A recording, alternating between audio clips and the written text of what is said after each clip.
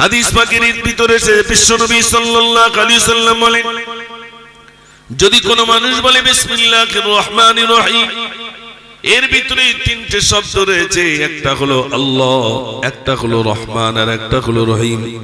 কোন মানুষ যদি বিসমিল্লাহির রহমানির রহিম বলে, আল্লাহ নামের মানে তাৎপর্য 1000, রহমান নামের মানে তাৎপর্য 1000, রহিম নামের মানে তাৎপর্য 1000।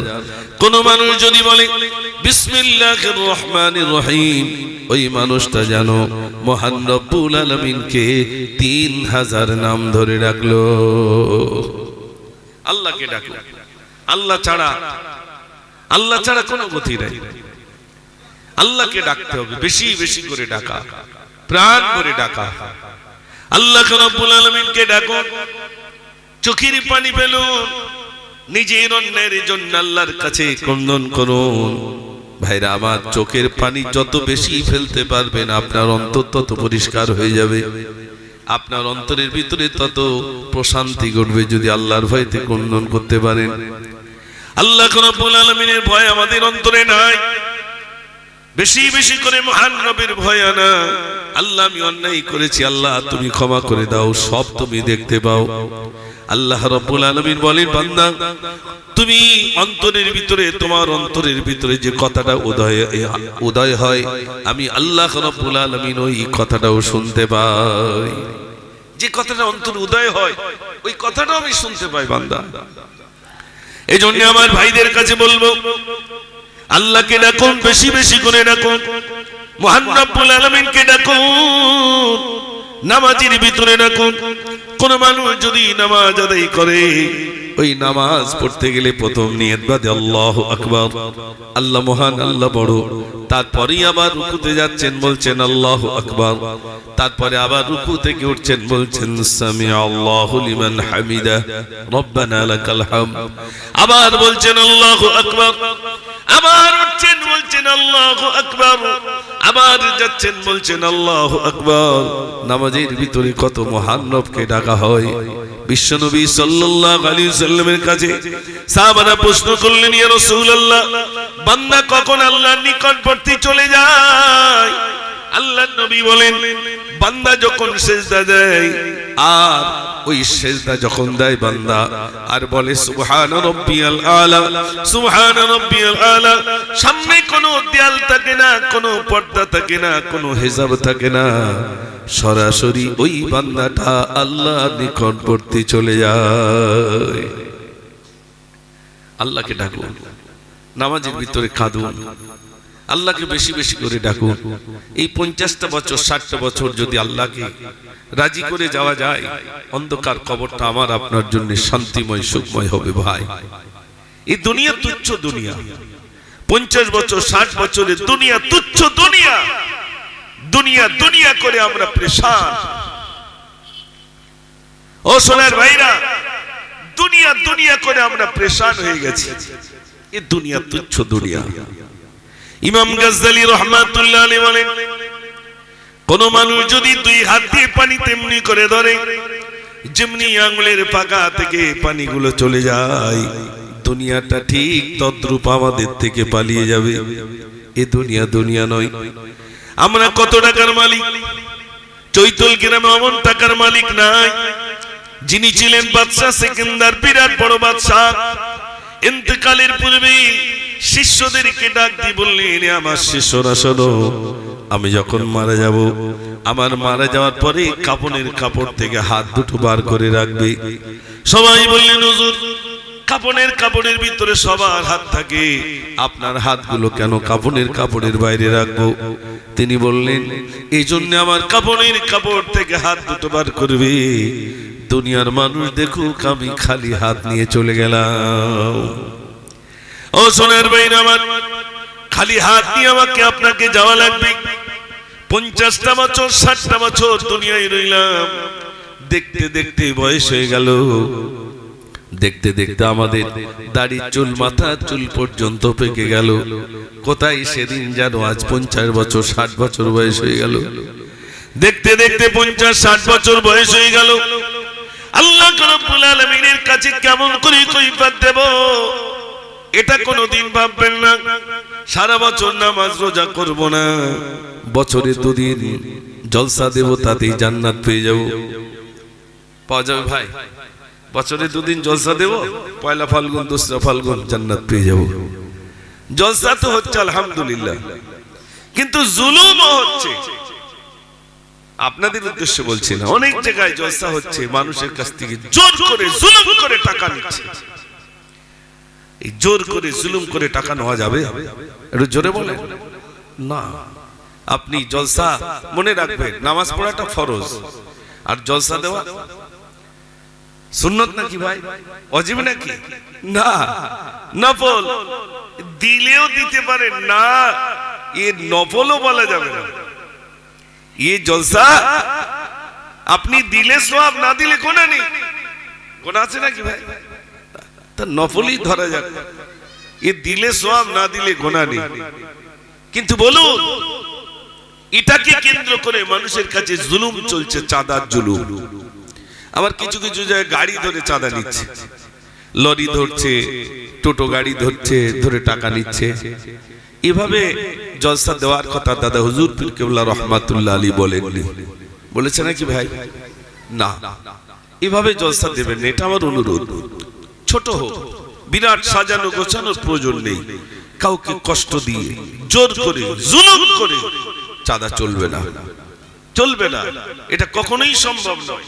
মহব্বত করে যদি কিছু দেন সেটা আমাদের জন্য হালাল, আর জোর করে যদি নেই, সে বলছে আমি তা দেবো না, ওরা তা ছাড়বে না, ওটা আমার জন্য হালাল হবে ভাই? জোরে বলে না। আসলে এই জন্য তো বরকত নাই, এই জন্য বরকত উঠে যাচ্ছে। জলসা থেকে বরকত উঠে যাওয়ার কারণ কি? যখন জুলুম করে কারোর কাছ থেকে, এই তো আপনার আমি দক্ষিণ চশমার দিকে বললেন, আল্লাহ তো আমার বিভিন্ন জায়গায় নিয়ে যান, আমি গেছি, জুলুম করে তারা চাঁদা নিয়েছে, তাতে দেখা গেছে ভাই এই জুলুমের বিরুদ্ধে আমার কথা কখনোই নয়। এগুলো আমাদের ভিতরে এখন বর্তমান চলছে, দয়া করে তা থেকে আমাদের সংযত হতে হবে। হবে না? হবে না ভাই? হবে। কোন টাকা কোন কাজে ব্যয় করতে হবে এরও আমাকে জ্ঞান সঞ্চয় করতে হবে। সব টাকা কি কাজে লাগবে ভাই? একটু জোরে বলেন। ও সোনার ভাই আমার, এই জন্য বলবো হালাল টাকা নিয়ে আপনি ধর্ম সভাবেন, মানুষের কাছ থেকে মহব্বত করে যে টাকাটা নেবেন, যে টাকাটা নেবেন, ওই টাকা দিয়ে যদি জলসা দেওয়া হয়, ওই জলসার ভিতরে মহান রব্বুল আলামিনের বরকত আসে। আর যদি বেহালালি হয়ে যায়, বরকত উঠে যাবে।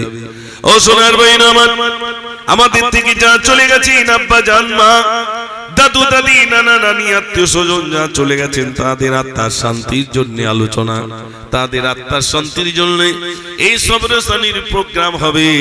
কিন্তু দেখা যাচ্ছে ভাইরা আমার, এখন আমাদের নিজেদের ভিতরে বিরাট একটা প্রতিযোগিতা হচ্ছে। প্রতিযোগিতা, ওরা 3টে গরু জবাই করেছে, আমরা 4টে গরু জবাই করবো, হচ্ছে না ভাই? ওরা অমুক জায়গা থেকে বক্তা আনছে, আমরা অমুক জায়গা থেকে বক্তা আনবো। ওর অমুক জায়গা থেকে কারি সাহেব আনছে, আমরা অমুক জায়গা থেকে এই কারি সাহেব আনবো। এই যে ইখলাস, তার মানে স্বচ্ছ নিয়তটা আমার আপনার ভিতরে যখন না থাকবে, বরবাদি। আর স্বচ্ছ নিয়ত যখন হবে, তখন তার ভিতরেই রয়েছে সফল কাম, তার ভিতরেই রয়েছে কামিয়াবি। জোরে বলুন না সুবহানাল্লাহ। স্বচ্ছ নিয়ত। আমি মুজাফফর এসেছি, আমার নিয়তটাও ভালো হওয়া দরকার। আমি নিজে শুধু বলবো আর তা আমল করব না, আমাকেও ছাড়া হবে না। কিয়ামতের দিন, মুসিবতের দিনে আল্লাহ রাব্বুল আলামিন সেদিন আমাকেও জিজ্ঞাসা করবেন, তুমি বলনেওয়ালা ছিলে কিন্তু তুমি আমল করতে না, তুমি মানুষের কাছে নসিহত করতে কিন্তু তুমি তা পালন করতে না। সেদিন আল্লাহ রাব্বুল আলামিন পর্যন্ত আমাকে সেদিন কাঠগড়ায় দাঁড়া করাবেন। কোরআন শরীফের ভিতরে আল্লাহ রাব্বুল আলামিন বলেন, ওয়াকুদুহা الناس والحجارة, জাহান্নামের জ্বালানি হবে মানুষ আর পাথর। বিশ্বনবী সাল্লাল্লাহু আলাইহি সাল্লাম রাস্তা দিয়ে চলেছেন, আর পাশেই দেখছেন একটা পাথর খনন করে। ও পাথর, তুমি কাঁদো কেন? পাথর বলছে, ইয়া রাসূলুল্লাহ, এই মাত্র কোরআন নাযিল হয়েছে, জাহান্নামের জ্বালানি রূপে আমাকে ব্যবহার করা হবে। পাথরকে বলা হয়েছে জাহান্নামের জ্বালানি। আমি এই ভয়েতে জাহান্নামের ভয়েতে আমি ক্রন্দন করি। আল্লাহর নবী বললেন, এ পাথর আমি যদি তোমার জন্য দোয়া করি। পাথর বললেন, ইয়া রাসূলুল্লাহ আমার জন্য একটু দোয়া করুন, আল্লাহ যেন নিষ্কৃতি দেন। নবীজি দোয়া করলেন, নবীর দোয়া কবুল হয়ে গেল। বিশ্ব নবী সাল্লাল্লাহু আলাইহি সাল্লাম আবার ফিরে আসেন, দেখছেন পাথর ক্রন্দন করে। এ পাথর তুমি কাঁদো কেন? তোমার জন্য তো আমি দোয়া করলাম। পাথর বলে, ইয়া রাসূলুল্লাহ, যে আল্লাহ আমাকে জাহান্নামের আগুন থেকে নিষ্কৃতি দিয়েছে, সেই আল্লাহর শুকরিয়া জ্ঞাপন করতে করতে আমি পাথর কাঁদি। জোরে বলুন না সুবহানাল্লাহ। চিন্তা করেন, আল্লাহর শুকরিয়া আদায় করতে করতে কাঁদছে। আমার যে কজন ভাই আছেন, বিশ্বাস করুন, চলে যাওয়া লাগবে, রেহাই নাই, এটা সবাই জানে। জানে না? জানে না ভাই, মরণ আসবে, তার আগে নিজেকে তৈরি হয়ে থাকা, তৈরি হয়ে থাকা, সর্বদাই তৈরি, প্রস্তুত নেওয়া। কোন মুহূর্তে ডাক আসবে জানি না। বিনা ওযুতে তো থাকবোই না। কেন? আল্লাহর কাছে বিনা ওযুতে মানে অপবিত্র অবস্থায় যেতে চাই না, পবিত্র হালতে যেতে চাই। তার জন্য ওযু অবস্থায় থাকা দরকার। 24টা ঘন্টা যদি আপনি ওযু অবস্থায় থাকেন ভাই, তাহলে আপনার জবান পবিত্র থাকবে না? থাকবে না? একটু জোরে বলেন। আপনার ইচ্ছা হবে না কাউকে কটু কথা বলি, কাউকে গালি দিই। কেউ আপনাকে বলবে তো আপনার অন্তরের ভিতর অলরেডি সবর এসে যাবে, ধৈর্য এসে যাবে। আমি ওযু অবস্থায় রয়েছি, কেন বা আমি বাজে কথা বলবো? কেনই বা বলবো? লোককে বলা ভালো না শোনা ভালো? একটু উত্তরটা দেন। বলা ভালো না শোনা ভালো? কেউ আপনাকে গালি দিচ্ছে, আপনি শুনছেন, আর আপনি গালি দিচ্ছেন, কোনটা ভালো? শোনাটা ভালো না বলাটা ভালো? শোনাটাই ভালো। মাশাআল্লাহ। হযরত আলী রাদিয়াল্লাহু তাআলা বিশ্বনবী সাল্লাল্লাহু আলাইহি ওয়াসাল্লামের পাশে এক ইহুদি এসে হযরত আলী রাদিয়াল্লাহু তাআলাকে গালি দিচ্ছেন, উল্টো পাল্টা কথা বলেন, আর নবীজি মিসমিস করে হাসছেন। এমন সময় হযরত আলী রাদিয়াল্লাহু তাআলা পাল্টা জবাব দিলেন। যেই না পাল্টা জবাব দিলেন, নবীজির মুখটা মলিন হয়ে গেল। হযরত আলী বললেন, ইয়া রাসূলুল্লাহ, এতক্ষণ ইহুদি আমাকে গালি দিচ্ছিল, আপনি হাসছিলেন, আর আমি যেই পাল্টা বললাম আপনার মুখটা মলিন হয়ে গেল কেন? নবীজি বললেন, আলী শোনো, যতক্ষণ তোমাকে গালি দিচ্ছিল ততক্ষণ তোমার গোনাগুলো ঝরে যাচ্ছিল। জোরে বলুন না সুবহানাল্লাহ। তোমাকে গালি দিচ্ছিল, তোমাকে কটু কথা বলছিল বলে তোমার গোনাগুলো ঝরে যাচ্ছিল। যখন গোনা যাচ্ছিল আমি নবী হাসছিলাম, তুমি যেই পাল্টা বলেছ তোমার গোনা ঝরাটা বন্ধ হয়ে গেছে বলে আমার মুখটা মলিন হয়ে গেল। এ দ্বারাই শিক্ষা আমাদের নিতে হবে। আল্লাহ রাব্বুল আলামিন ভাইরা আমার, তিনি দয়া করে আমাদের দুনিয়ায় প্রেরণ করেছেন। এই দুনিয়া থেকে আমাদের কিছু সঞ্চয় করে যাওয়া লাগবে। মানুষ আপনাকে কটু কথা বলবে, মানুষ আপনার বিরুদ্ধে বড় ছোট কথা বলবে, আপনি নিজেকে লুকিয়ে রাখতে পারলেন না, সঙ্গে সঙ্গে তার পাল্টা জবাব দিলেন। না না না, যিনি মুমিন হবেন নীরব থাকবেন, নীরব থাকবেন। মানুষ তার বিরুদ্ধে বলবে আর তার গুনাহগুলো জীবনের মতো আল্লাহ ছড়িয়ে দেবেন। জোরে বলুন না সুবহানাল্লাহ। ছড়িয়ে দেবেন, এটা মুমিনের সংজ্ঞা। আমি আপনাদের কাছে বলি, বেশি দিন তো নয়, বেশি দিন তো দুনিয়ায় থাকবো না, এই দুনিয়া ছেড়ে চলে যাব। ও ভাইরা আমার, মসজিদের সঙ্গে সম্পর্ক রাখুন। 5 ওয়াক্ত নামাজ মসজিদে গিয়ে পড়ুন। আপনার মুখে দেখবেন একটা নূরানি জ্যোতি আসবে আল্লাহর তরফ থেকে। আপনার অন্তরে প্রশান্তি আসবে, আপনি একজন নামাজি মানুষ। আপনার অন্তর থাকবে স্বচ্ছ পরিষ্কার। আপনার বাড়িতে আসবে আল্লাহর তরফ থেকে রহমত, করুণা, দয়া। মসজিদ ছেড়ে দেবেন, মসজিদ ছেড়ে দেবেন, বিভিন্ন কিছুতে আপনি ঝামেলায় পড়বেন। কত ভাইরা আমার, কত মানুষের কাছে আপনি বেইজ্জতি হয়ে যাবেন, যেহেতু আপনি আল্লাহর ঘর ছেড়েছেন। সোনার ভাইরা আমার, যার দোকানে আওয়াজ হয় যার টাকা নাই তার সম্মান নাই, বলে না? বলে না? যার টাকা নাই তার সম্মান নাই, যার টাকা আছে তার সম্মান আছে। এই কথাটা ডাহা মিথ্যা কথা ভাই। কে বলেছে টাকা নেই সম্মান নেই? অতুইজ্জু মান তাশা অতুযিল্লু মান তাশা। আল্লাহ বলছেন সম্মান দেনেওয়ালা আমি, আর সম্মান হানি করনে ওয়ালা আমি।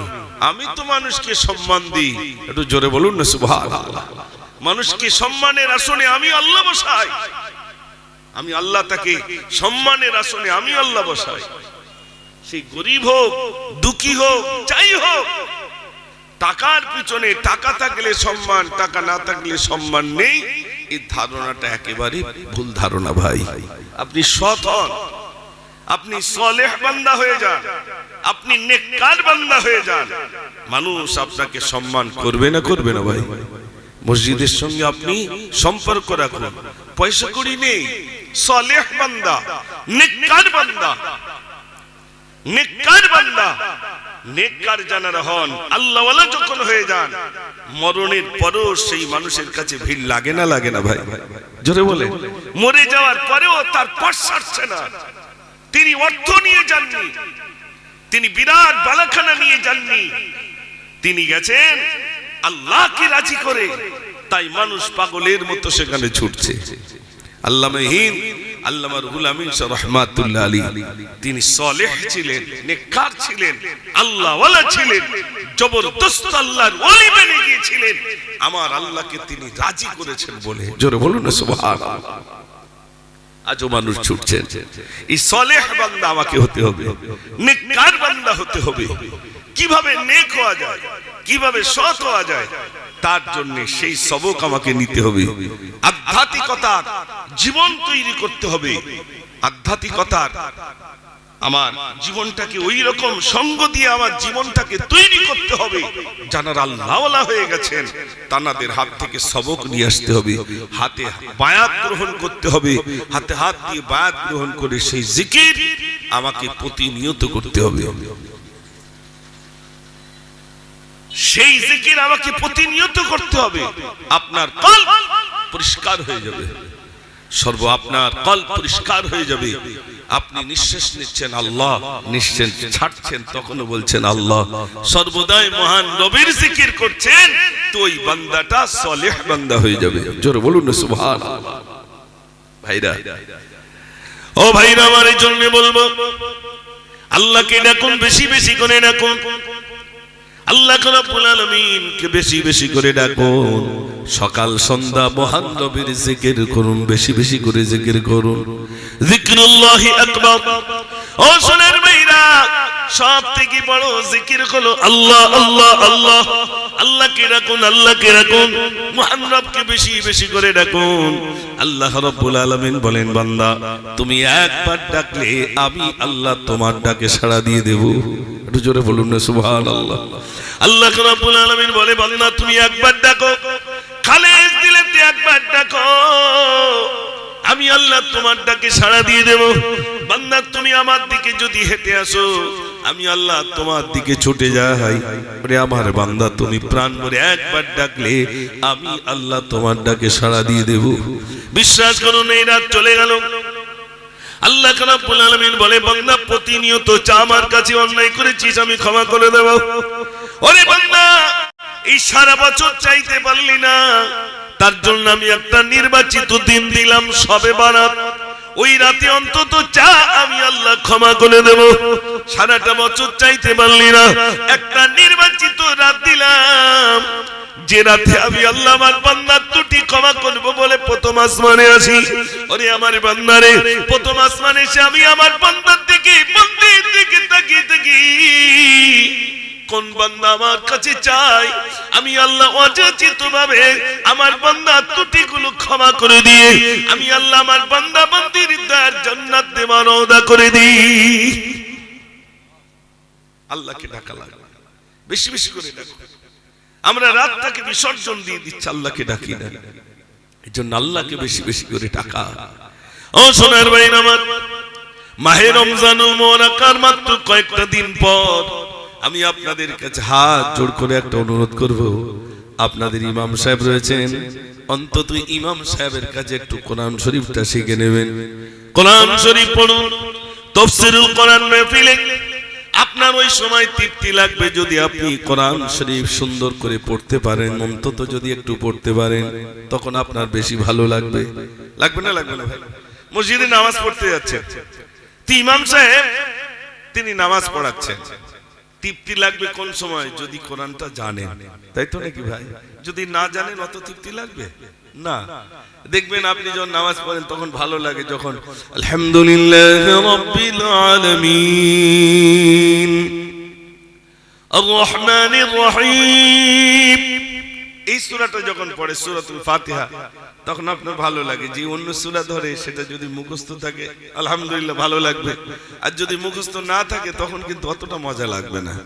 এই জন্য কোরআন শরীফ অন্তত 10টা সূরা জানা, কোরআন শরীফটা সুন্দর করে পড়া, এই রমজান মাসে আপনি সুযোগ পাবেন।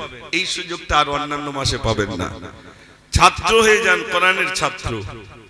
আমার অনুরোধ আপনাদের কাছে, আপনারা আমার গায়ের মানুষ, বিশ্বাস করুন জান্নাতীদের একটা আফসোস হবে যদি একটু কোরআন শরীফ শিখে আসতে পারতাম, জান্নাতীর উঁচু শিখরে আল্লাহ আমাকে পৌঁছে দিতেন। জান্নাতীদের সবথেকে আফসোস হবে যদি কোরআন শরীফ শিখতাম। এই জন্য অনুরোধ, আপনারা একটু কোরআনের আঙ্গিনায় আসুন, কোরআন শরীফ একটু পড়ুন। ইমাম সাহেবের কাছে একটা সময় দেন। ইমাম সাহেব, আপনি আমাদের মসজিদের ইমাম, আমরা 15টা মিনিট কি 20টা মিনিট, আসর থেকে মাগরিব হতে ইফতারের ঝামেলা থাকে, কিন্তু জোহর বাদ একটা সময় থাকে, থাকে না ভাই? আমাদের মসজিদে আর কটা লোক থাকে? আপনি চলে যান গুজরাট, সুরাট, আহমেদাবাদ, একটু বাইরে সফর করবেন, আমাদের কলকাতায় যান, মসজিদ ভর্তি লোক। আর আমাদের মসজিদে ইতিকাফের লোক থাকা খুঁজে পাওয়া যায় না, তাও টাকা দিয়ে রাখতে হয়, তাই তো নাকি ভাই? ইতিকাফের লোক পাওয়া যায় না, ভাড়া করে রাখতে হয়। তুমি থাকো, যাও, কিছু জনের দাম দেবার, ওটা থাকতে চায় না, আমরা তো ছাড়ি। আর সেখানে মসজিদ ভর্তি লোক। সেই আপনার ফজরের নামাজ থেকে কিছু পরে খাওয়া দাওয়া করে ওই যে আসলো, এই আপনার কিছু কাজ করার পরে ওই যে আসলো রমজান মাসে, এসে জোহরের নামাজ পড়লো, তো ইফতার করে বাড়ি, তারপরে বাড়ি নেই, ওই মসজিদে বসে বসে কোরআন তেলাওয়াত। ঘুম পেয়েছে, একটা সাইটে গিয়ে ঘুমিয়ে পড়ছে, একটা সাইটে গিয়ে ঘুমিয়ে পড়ছে। ও সোনার ভাই আমার, তাহলে একবার চিন্তা করো, কোরআনের সঙ্গে আমাদের সম্পর্ক না থাকার কারণে আমরা কতটা দূরে রইলাম। কোরআন পড়ি না, কোরআন জানি না, কোরআন এই জন্য আমাদের কাছে তৃপ্তি লাগে না। বিশ্বাস করুন, এই শবে বরাত চলে গেল, এই শবে বরাতে মানুষ ছুটছে, আমাকে একটা খতম দেন, একটা খতম দেন, এটা খতম দেন। অথচ বাড়িতে কোরআন পড়নেওয়ালা নাই, আছে বলে মনে হয় না, কোরআন পড়নেওয়ালা নাই। এ দেখেন, এগুলো আমি নিজে উপলব্ধি করেছি। আমি যে বালিকা মাদ্রাসাটা করেছিলাম, এই তো রোজার পরে ওখানে আবাসিক করা হচ্ছে, মানে বাইরের মেয়েদের রাখবে। এতদিন আবাসিক করেনি, গ্রামের মেয়েদের কাছে বলেছি অন্তত মেয়েটা স্কুলে যাচ্ছে, আমাদের ওখানে কিছুদিন দেন, কোরআন শরীফটা শিখুক। মেয়ে নিজেই যেতে যাচ্ছে না, কেন না? ওখানে গেলে হিজাব পড়তে হবে, ওখানে গেলে হিজাব পড়তে হবে। একটু দরুদ শরীফ পড়েন, আল্লাহুম্মা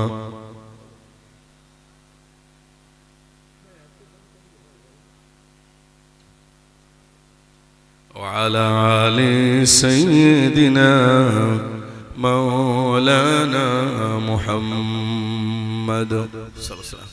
তো আমি নিজেই দেখছি মেয়ের মা হিজাব পড়ছে না, তো মেয়ে কি করে হিজাব পড়বে? মেয়ে বাড়িতে কাঁদছে, আমি মাদ্রাসায় যাবো না, আমি স্কুলে যাবো। আমি বলি হ্যাঁ, স্কুলেই দেওয়া ভালো, সেখানে ছেলেও থাকবে, মেয়েও থাকবে। মেয়ে তো চাইছে ওইখানে গেলে ভালো, দুদিন পর পালাবে, আর ওই আমার কাছে তদবির করতে আসবে, এছাড়া তার কিছু করতে পারবো না। ঠিক বলছি না ভুল বলছি ভাই?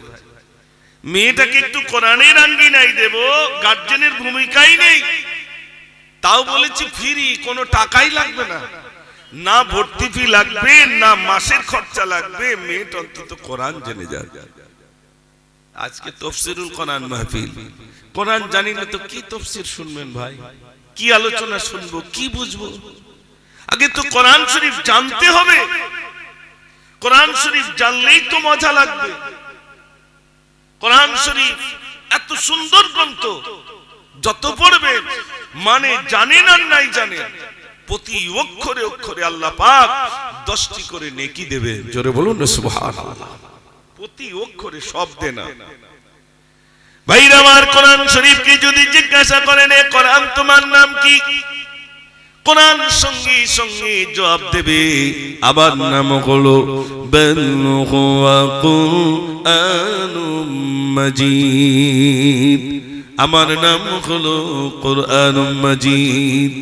কোরআনকে যদি আবার জিজ্ঞাসা করেন এ কোরআন, এত সময় হয়ে গেছে, আবার 8টা হলো। কোরআনকে যদি আবার জিজ্ঞাসা করেন এ কোরআন তোমার নাম শুনলাম, তোমার বাড়িটা কোথায় বলো, কোরআন সঙ্গে সঙ্গে জবাব দেবে আমার বাড়িটা হলো ফি লাউহিম মাহফুজ, আমার বাড়িটা হলো লাউহে মাহফুজে। জোরে বলুন না সুবহানাল্লাহ। ভাইরা আমার, রমজান মাস আসছে, একটু কোরআন পড়ুন। আমি আরবে গিয়ে দেখলাম 2008 2010-এ, তারপর আমরাই গিয়ে দেখলাম ভাইরা আমার কোরআন শরীফ পড়ার জন্য মানুষ সর্বদাই কোরআন পড়ছে। কাবার দিকে ফিরে ফিরে কোরআন পড়ে, কাবার দিকে দাঁড়িয়ে দাঁড়িয়ে কোরআন পড়ে। ও সোনার ভাইরা, যে জায়গায় কোরআন নাজিল হয়েছিল বিশ্বনবী সাল্লাল্লাহু আলাইহি ওয়াসাল্লাম, ভাইরা আমার সেই দেশে গিয়ে, নবীর দেশে গিয়ে কোরআন পড়তে পারলাম না, এর থেকে আর দুঃখ আর নাই। ও ভাইরা আমার, কত রোজার পাশে কোরআন পড়ে, নবীজি রোজার পাশে গিয়ে একটু কোরআন পড়তে পারলাম না, এটা দুর্ভাগ্য না সৌভাগ্য? জোরে বলেন। নবীজি যেখানে শুয়ে রয়েছেন মসজিদে নববী শরীফ, সবুজ গম্বুজের তলে শুয়ে রয়েছেন, সেখানে গিয়ে অন্তত একটু যদি কোরআন পড়তে পারতাম। যদি বলেন কি করে পড়বো? ভাইরা আমার, কি করে পড়বেন? রিয়াজুল জান্নাতে ঢোকার জন্য এখন হয়তো ফর্ম ফিল আপ করতে হয়, তারপরে রিয়াজুল জান্নাতে ঢুকতে পারবেন। বছরে একবার করে ঢোকার অনুমতি, আর রিয়াজুল জান্নাতে আপনি সারা বছর ঢুকতে পারবেন না। ফর্ম ফিল আপ করে মানুষ ঢুকছে, 10 মিনিট 5 মিনিট থাকার জন্য সুন্দর ব্যবস্থাপনা, সেখানে গিয়ে নামাজ পড়ুন। রিয়াজুল জান্নাতে দুনিয়া একটি জান্নাত, সেটা হলো রিয়াজুল জান্নাত। আল্লাহর নবী সাল্লাল্লাহু আলাইহি সাল্লাম যেখানে শুয়ে রয়েছেন, অর্থাৎ ভাইরা আমার, আর সেখান থেকে তানার হুজুর আম্মা জান আয়েশার ঘর থেকে, আর যেখানে তিনি মেহরাব নামাজ পড়াতেন, এই জায়গাটা হলো রিয়াজুল জান্নাত। জোরে বলুন না সুবহানাল্লাহ। ভাইরা আমার, দেখা কথা বললাম, পশ্চিম বাংলা থেকে বহু হাজী সাহেব যান, আপনার হিন্দুস্তান থেকে বহু হাজী সাহেব যান দেখেছি, আর অন্যান্য দেশের মানুষদের দেখলাম প্যান্ট পরা রয়েছে, গেঞ্জি পরা রয়েছে, তবু কোরআন শরীফ পড়ে, মাথায় টুপি নেই, অথচ কোরআন জানে। আর আমাদের রাজ্যের ভিতরে, আমাদের দেশের ভিতরে অনেক বড় দাড়ি, অনেক বড় জামা, কিন্তু কোরআন শরীফ জানে না, এমন মানুষ আছে না নাই? কোরআন শরীফ জানে না, এই কোরআন শরীফ থেকে দূরে। এই জন্য রমজান মাস আসছে, বিরাট বরকতময় মাস। ওই মাসে আমাদের কোরআন শরীফটা তো শিখবো ইনশাআল্লাহ। সবাই বলো না ইনশাআল্লাহ।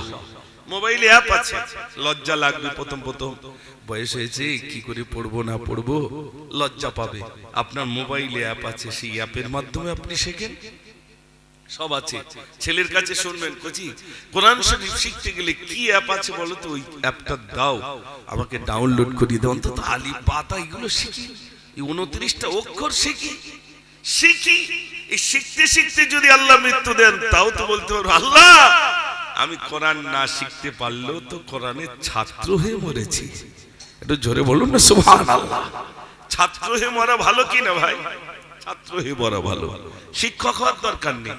আমি কোরআনের একজন ছাত্র, আমি ছাত্র হয়ে মরতে চাই। ও ভাই আমার, কোরআন শরীফ আল্লাহ রাব্বুল আলামিন কিয়ামতের দিন, মুসিবতের দিনে জান্নাতীরা জান্নাতে চলে যাবে, জাহান্নামীরা জাহান্নামে চলে যাবে। জান্নাতীদের উদ্দেশ্যে আল্লাহ রাব্বুল আলামিন এবার একটা বিরাট স্টেজের ব্যবস্থা করবেন। যাও জান্নাতীদের সামনে, ফেরেশতারা বলবেন আল্লাহ কি স্টেজ বানাবো? আমার আল্লাহ বলে যাও আমার নূর দিয়ে স্টেজ বানিয়ে দাও। আল্লাহ রাব্বুল আলামিন বলবেন আমার নূর দিয়ে স্টেজ বানিয়ে দাও।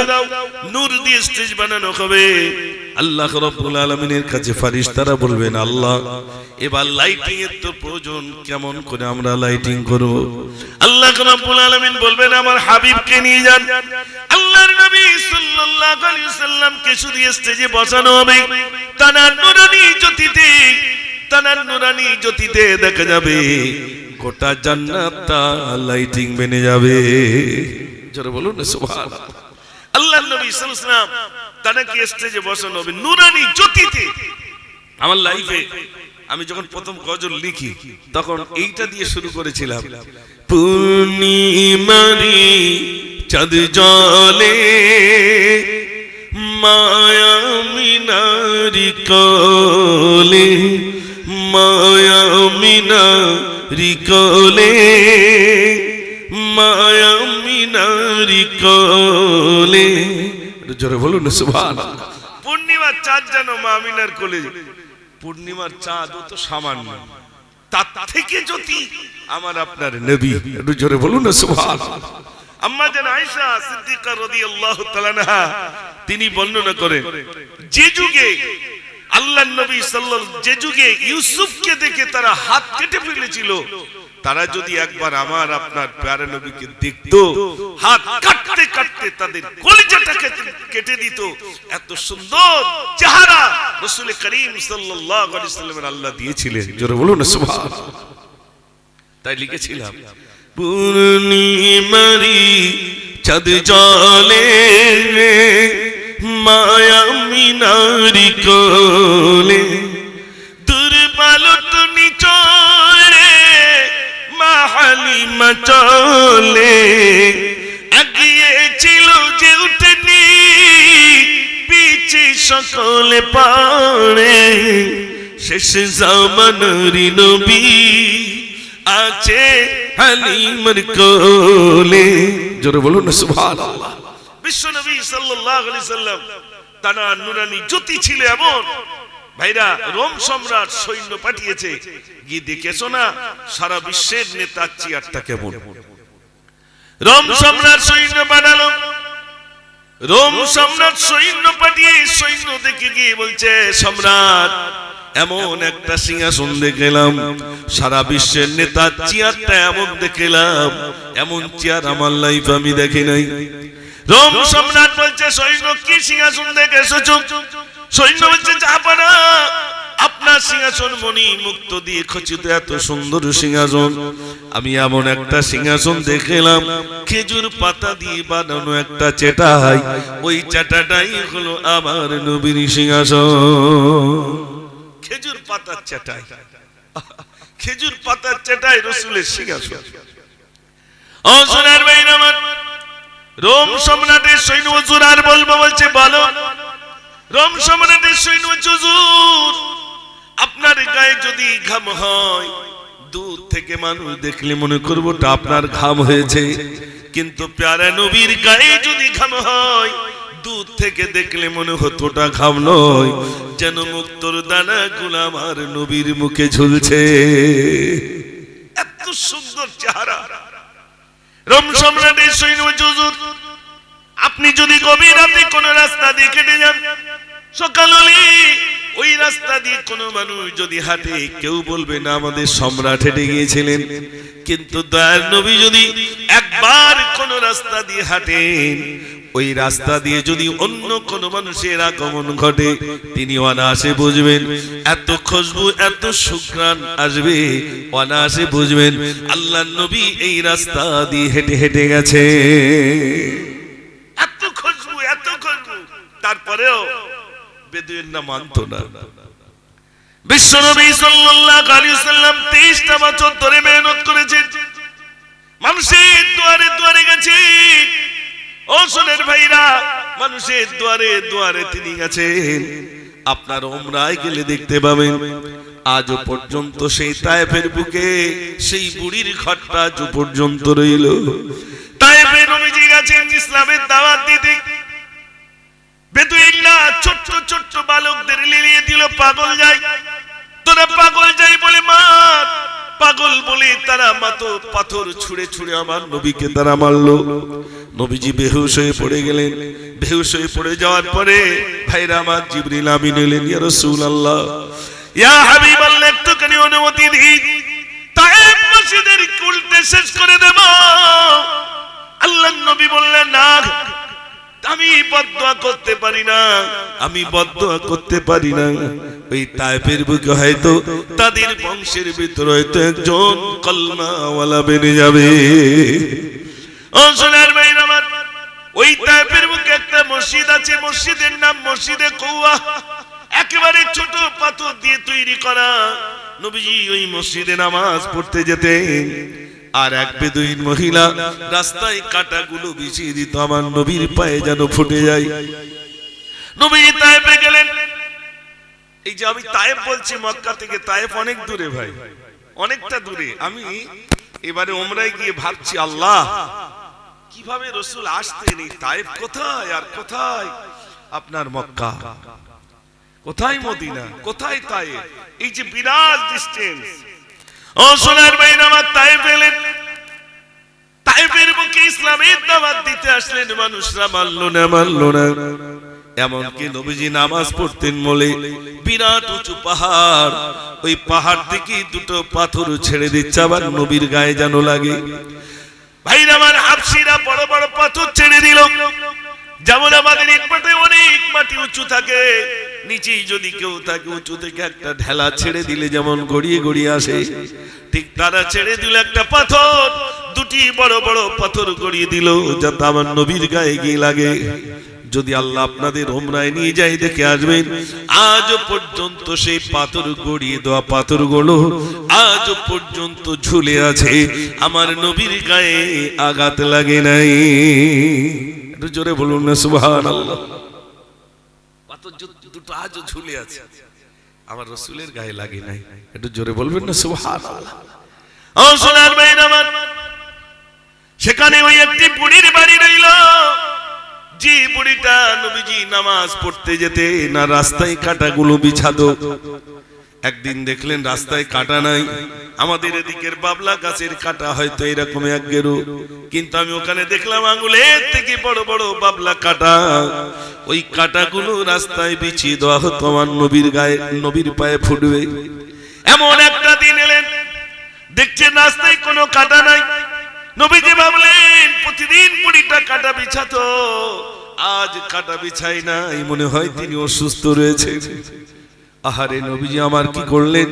এবার ওই বুড়িটার বাড়িতে গেলেন। ও বুড়িমা, বুড়িমা, আপনি কি অসুস্থ রইলেন? বুড়িমা বললেন, কে বাবা? রাসূল বললেন, আমি মুহাম্মদ, আমি মুহাম্মদ বিন আব্দুল্লাহ, আমি আব্দুল্লাহর ছেলে মুহাম্মদ সাল্লাল্লাহু আলাইহি ওয়াসাল্লাম। আপনি কি অসুস্থ, এর জন্য আপনাকে আমি দেখতে এলাম। মহিলা বললেন, আহারে, যে মানুষটার রাস্তায় কাঁটা বিছাতাম, যে মানুষটার কষ্ট দেওয়ার জন্য আমি কাঁটা বিছাতাম, ওই মানুষটা আমাকে দেখতে এলো, বুঝেছি ইনি হলেন মহামানব। আর বুড়িটাকে বলতে হলো না, সঙ্গে সঙ্গে ইসলামের কলমা পড়ে মুসলমান হয়ে গেলে। ও ভাইরা আমার, বলার উদ্দেশ্য হল ইসলাম ধর্মাবলম্বী আমরা যারা আছি, ইসলাম তো সহজে আসে নাই, অনেক কষ্টে এসেছি, অনেক কষ্টে আজ আমাদের কাছে পর্যন্ত এসেছে। আমরা দাড়ি এমনি পাই নাই, টুপি এমনি পাই নাই, বিশ্বাস করুন, বিশ্বাস করুন, অনেক কষ্টে এসেছে।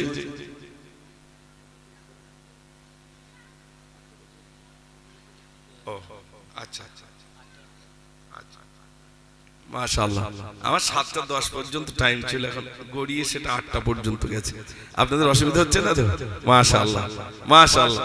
দুরূদ শরীফ, আল্লাহুম্মা সাল্লি আলা, সবাই পড়ে, মাওলানা মুহাম্মদ ওয়া আলা আলি সাইয়্যিদিনা মাওলানা মুহাম্মদ সাল্লাল্লাহু আলাইহি ওয়াসাল্লাম।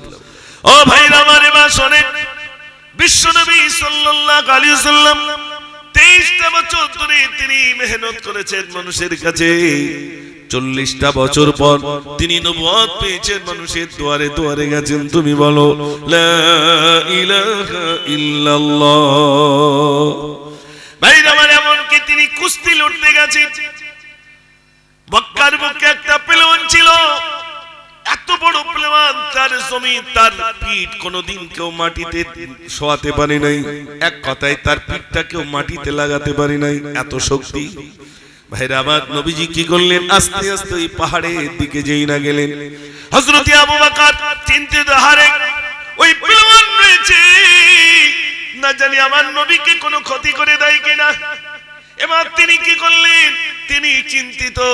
এমন সময় আল্লাহর নবী সাল্লাল্লাহু আলাইহি ওয়াসাল্লাম এই পেলওয়ানের কাছে গেলেন, গিয়ে বলছেন, তুমি বলো লা ইলাহা ইল্লাল্লাহ মুহাম্মাদুর রাসূলুল্লাহ সাল্লাল্লাহু আলাইহি ওয়াসাল্লাম।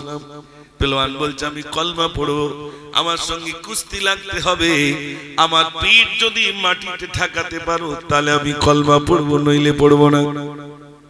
আল্লাহর নবী বললেন, তুমি কি কলমা পড়বে? পেশাব পড়ব, শর্ত একটা, আমার সঙ্গে কুস্তি লড়তে হবে। নবীজি বললেন, হ্যাঁ আমি কুস্তি লড়তে রাজি।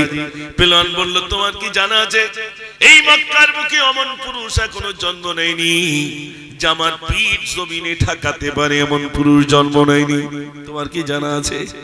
আল্লাহর নবী সাল্লাল্লাহু আলাইহি ওয়াসাল্লাম বললেন, হ্যাঁ জানা আছে। তুমি যদি কলমা পড়ে না, আমার কুস্তির কি প্রয়োজন বলছে না, আমি কলমা পড়বো, তোমার আল্লাহকে আমি মানবো, তবে তার আগে বলো তুমি আমার সঙ্গে কুস্তি লড়বে কিনা।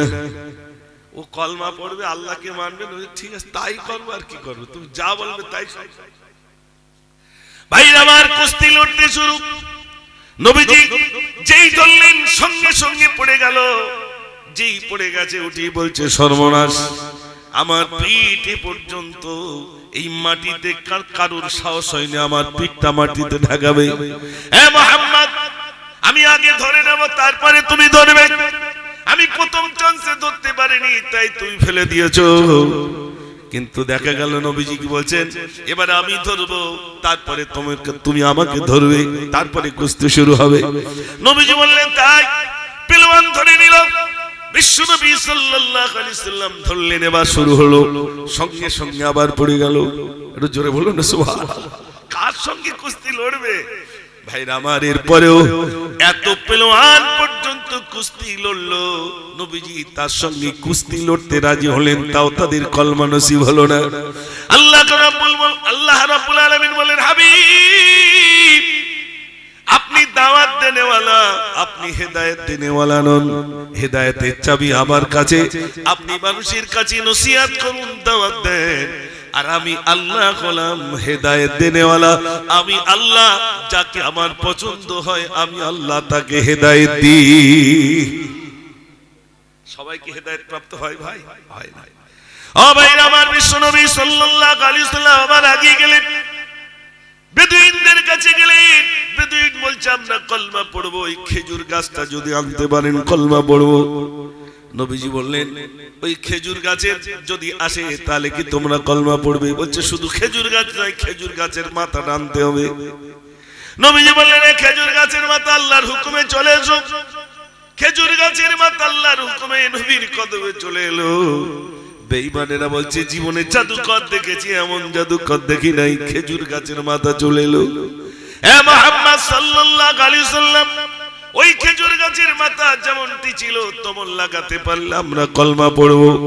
আল্লাহর নবী বললেন, এই খেজুর গাছের মাথা তুমি যেমনটি ছিলে তেমন হয়ে যাও। তথাপিও তাদের তাকদীরে কলমা জুটলো না। ও সোনার ভাইরা আমার, আপনারা দেখেছেন মক্কা শরীফের পাশে কয়েকটি পাহাড় আছে, কয়েকটি বলতে অনেক পাহাড় আছে, তার ভিতরে নিদর্শন কিছু পাহাড়। ইন্নাস সাফা ওয়াল মারওয়াতা মিন শাইরিল্লাহ। আল্লাহ রাব্বুল আলামিন বলেন, সাফা আর মারওয়াকে আমি নিদর্শন করে রাখলাম। ওই ঠিক সাফা আর মারওয়া পাহাড়ের পাশে বিরাট বড় পাহাড়, যে পাহাড়টার নাম হলো আবু কুবাইস পাহাড়, যে পাহাড়ে বাদশার ঘর আজ পর্যন্ত বাদশা ঘর করে রেখে দিয়েছে। আর একেবারে ওর পাশেই রয়েছে আমার রাসূলের ঘর, তার পাশেই রয়েছে আবু জেহেলের ঘর। এরকম চাচাদের ঘর পর পর ও ভাইরা আমার একদিকে আছে মসজিদে জিন। মসজিদে জিনের ইতিহাসটা হলো, জিনেরা আল্লাহর নবীর হাতে হাত দিয়ে ইসলাম কবুল করেছিলেন যে জায়গায়, সেই জায়গায় বরকতময় একটা মসজিদ, মসজিদটার নাম হলো মসজিদে জিন। জোরে বলুন না সুবহানাল্লাহ। বলার উদ্দেশ্য হলো এই যে পাহাড়, আবু কুবাইস পাহাড়, ওই পাহাড়ে উঠে বেঈমানেরা বলছে মুহাম্মদ সাল্লাল্লাহু আলাইহি ওয়াসাল্লাম আমরা কলমা পড়বো, ইচ্ছা যদি দ্বিখণ্ডিত করতে পারো আমরা কলমা পড়বো। অত সহজে তারা কলমা পড়েনি। বিশ্বনবী সাল্লাল্লাহু আলাইহি ওয়াসাল্লাম অনেক মুজিজা দেখিয়েছেন, অনেক মুজিজা দেখিয়েছেন, কিন্তু তারপরেও আল্লাহ যা তকদিরে হেদায়েত রেখেছিলেন তিনি হেদায়েত প্রাপ্ত হয়েছেন, আর যা তকদিরে হেদায়েত ছিল না তিনি হেদায়েত পাননি। ঠিক কি না? আজ বলুন আমরা আল্লাহ অযাচিতভাবে আমাদের মুসলমান গণে জন্ম দিয়েছে, এজন্য আল্লাহকে চিনতে পেরেছি, আল্লাহকে জানতে পেরেছি, ওগো আল্লাহ, আল্লাহকে ডাকতে পেরেছি, প্রাণ ভরে আল্লাহকে ডাকতে পেরেছি। তানার পাঠানো নবী বিশ্ব নবী সাল্লাল্লাহু আলাইহি ওয়াসাল্লামকে পেয়েছি। ও সোনার ভাইরা আমার, নবীগণ পর্যন্ত আফসোস করবেন আল্লাহ আমাকে নবী না বানিয়ে যদি প্যারা নবীর উম্মত করতেন আমি বড় ভাগ্যবান হয়ে যেতাম। আল্লাহর নবী সাল্লাল্লাহু আলাইহি ওয়াসাল্লামের উম্মত দিগের প্রতি আল্লাহর বড় করুণা, আল্লাহর বড় দয়া। এইজন্য আমি বলবো ভাইরা আমার, আল্লাহর বড় দয়া। বিশ্ব নবী সাল্লাল্লাহু আলাইহি ওয়াসাল্লাম তানার উম্মত হওয়ার সৌভাগ্য আমাদের নসিবে কবুল করেছেন। একটু জোরে বলুন না সুবহানাল্লাহ। ও ভাইরা আমার,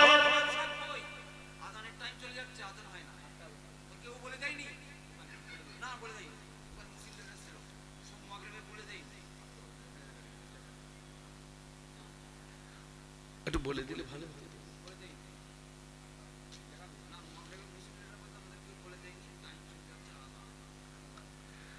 জিকির করে লা ইলাহা ইল্লাল্লাহ, লা ইলাহা ইল্লাল্লাহ, লা ইলাহা ইল্লাল্লাহ মুহাম্মাদুর রাসূলুল্লাহ, হাসবি রাব্বি জাল্লাল্লাহ, ما في قلبي غير الله، نور محمد صلى الله، حق لا إله إلا الله، لا إله إلا الله، لا إله إلا الله محمد رسول الله، اللهم صل على সবাই পড়ে مولانا محمد وعلى آل سيدنا ما شاء الله। আচ্ছা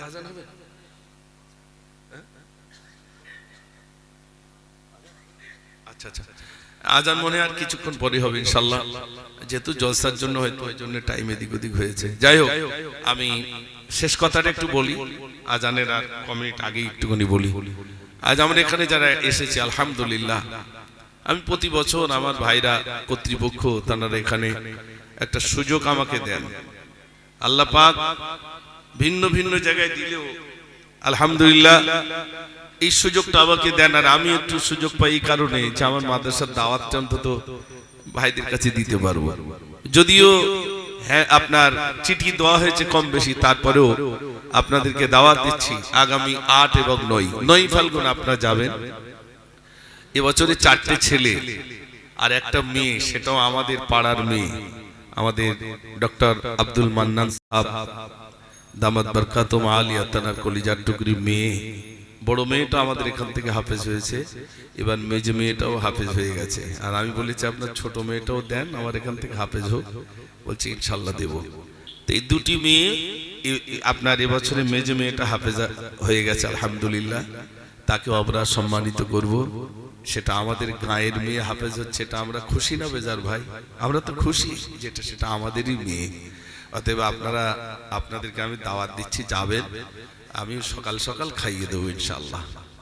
আমি অনেক রাত পর্যন্ত জলসা হোক এর পক্ষপাতে আমি নই ইনশাআল্লাহ। এবছরে নিয়ত করেছি 30 হাঁড়ি মতো বিরিয়ানি করতে হচ্ছে, কেন বাইরের মানুষের প্রচুর আগমন ঘটে। এই জন্য 30 হাঁড়ি বিরিয়ানির ব্যবস্থা করেছি, আর ওই মহিলা মাদ্রাসায় খাওয়ার ব্যবস্থা রেখেছি। আপনারা যাবেন, অন্তত আপনার গেলে কলিজা ঠান্ডা হয়ে যায়। আমাদের গ্রামের যত কাকারা আছেন, কাকিমারা রয়েছেন, ওনাদেরও আমন্ত্রণ, ওনাদের জন্য খানা পিনার আলাদা ব্যবস্থা করেছি। ওনারাও বলেছেন হ্যাঁ বাবা আমরা সবাই আছি। জানেন আমরা সব মিলেমিশে একাকার হয়ে আছি ইনশাআল্লাহ। তাই আপনাদেরকে একটু দাওয়াত দিয়ে যাচ্ছে, আপনারা যাবেন তো ইনশাআল্লাহ? 9 তারিখে যাচ্ছেন তো? মাশাআল্লাহ, একটু যাবেন, খাওয়া দাওয়া করে আসবেন, একটু দেখা করে আসবেন, দুটো মাদ্রাসা দেখে আসবেন, ওটাই আপনাদের দোয়া। গেলে একটু দোয়া করবেন। আমি আমাদের গ্রামে বলেছি টাকা পয়সা বিরাট কিছু প্রয়োজন নেই, আপনাদের সুচিন্তার, আপনাদের অন্তর থেকে দোয়াটাই আলহামদুলিল্লাহ আমাদের পাথেয় হবে। আমি বিশ্বাস করুন, আমি কোনোদিনই ভাবতে পারিনি যে আপনাদের সামনে আমি দুটি কথা বলতে পারবো, এটা আমার ভাবনার বাইরে, কিন্তু আল্লাহ পাক বলাচ্ছেন, তাই তো নাকি ভাই? আপনারা আমার কর্মজীবনের কোনটা জানেন না, সবটাই জানেন। কোনটা জানেন? আমার পাড়ার, আমার গাঁয়ের মানুষ সবাই আপনারা জানেন, তারপরও প্রাণ ভরে দোয়া করেছেন। আপনাদের দোয়ায় আল্লাহ পাক এখন দুটি মাদ্রাসার একটা রাখাল হিসেবে আল্লাহ রেখেছেন আমাকে। আমি মনে করি ওই মাদ্রাসার আমি একজন রাখাল, বিরাট পরিচালক নই। আমি তো কোনোদিনই কল্পনা করতে পারিনি যে আমি মাদ্রাসার একজন পরিচালক হিসেবে দায়িত্ব হয়ে মাদ্রাসা চালাতে পারবো। এটা তো আমার স্বপ্নের বাইরে, স্বপ্নে মানুষ দেখে তার বাইরে। তো তারপরেও আল্লাহ যখন একটা দিনী প্রতিষ্ঠানের দায়িত্ব দিয়েছেন, আর সেই প্রতিষ্ঠানের আপনাদেরকে আমন্ত্রণ করছে, আপনারা যাবেন। আমাদের গ্রামের অনেক কাকা কাকি, তাদের জন্য খাওয়ার ব্যবস্থা আলাদা রেখেছি। যে কাকিমা কাকা আপনাদের কোনো বাড়ির পাশে অনুষ্ঠান হলে তাদেরকে আমন্ত্রণ করতে হবে না ভাই? প্রতিবেশী তো তারা, তাদের আমন্ত্রণ করতে হবে, তো তাদের জন্য আলাদা খাওয়ার ব্যবস্থা রেখেছি। ইনশাআল্লাহ তারাও খুব স্বতঃস্ফূর্ত ভাবে আমাদের সঙ্গে এই জলসায় সহযোগিতা করেন। সহযোগিতা বলতে এক তো অর্থ দেন, আর সবাই বলছে টাকা নিতে হবে, বলো আর সে টাকা পরে হবে, কিন্তু তারা যে শ্রমটা দিচ্ছে, তারা যে আমার সঙ্গে আছেন, এটা অনেক পাওনা। তাই আমি সকলের কাছে বলবো আপনারা যাবেন ইনশাআল্লাহ। একটু পরে আজান হবে, আজানের পরেই ইনশাআল্লাহ আবার পুনরায় জলসা হবে। সংক্ষেপ করলাম, আমার বলার ভিতরে যদি ত্রুটি হয় ক্ষমা করবেন। বলে দিয়েছি আমাদের আমদপুর সিদ্দিক আমিনা হিফজুল কোরআন মাদ্রাসা 2 দিন ব্যাপী ওয়াজ মাহফিল। অনেক বড় বড় একজন বড় কারি সাহেব আসছেন, আর প্রতি বছরই নিয়ে আসি। জনাব হিজবুল্লাহ খঞ্জি সাহেব আসছেন, আমাদের মুফতি আব্দুর রউফ সাহেব আছেন, মাওলানা হেদায়েতুল্লাহ সাহেব রয়েছেন, তারপরে আমাদের জনাব হযরত মাওলানা আব্দুর রহমান সাহেব, তারপরে আমাদের গিয়াসউদ্দিন আলিয়াবি সাহেব রয়েছেন, কাটিহাট থেকে হযরত মাওলানা ইব্রাহিম সাহেব আছেন। এরকম অনেক আলেম আছেন, আবার অনেকের নামও দিতে পারেনি। যেরকম এসকে হাবিব বলছে আমি একটু যাবো, মেটিয়া ব্রুজির যে গজল বলে 8 তারিখে একটু আসবে। ঠিক আছে, আলহামদুলিল্লাহ বড় বড় শিল্পীরা তারা আসে, যেহেতু আমি একটু গজল বলি, আর তাদের জন্যই একটা দিন রেখেছি 8 তারিখটা। তো সেই বয়স হয়ে গেছে তার, বুঝলেন? তারপরে বলছে আমি একটু যাবো, চাল টাল নিয়ে যেতে হবে নাকি? আমি বলছি না না, আপনি এমনি আসেন। তো আলহামদুলিল্লাহ আপনাদেরকে দাওয়াত দিচ্ছে, আপনারা যাবেন ইনশাআল্লাহ। আল্লাহ পাক যেন আমাদের সুমতি দান করেন। সবাই বলুন আমিন। ওয়া আখিরু দাওয়ানা আলহামদুলিল্লাহি রাব্বিল